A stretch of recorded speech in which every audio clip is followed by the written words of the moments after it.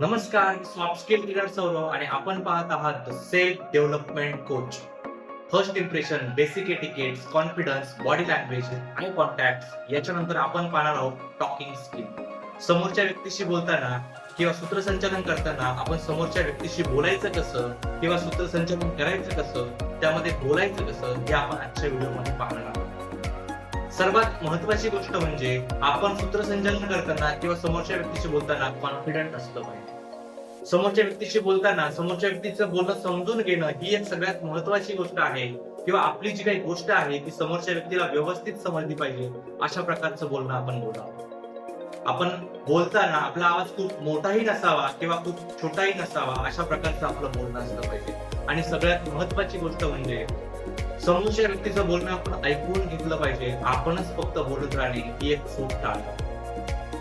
सूत्रसंचालन करताना किंवा समोरच्या व्यक्तीशी बोलताना शब्दांचे जे काही उच्चार आहेत ते सुस्पष्ट असले पाहिजे.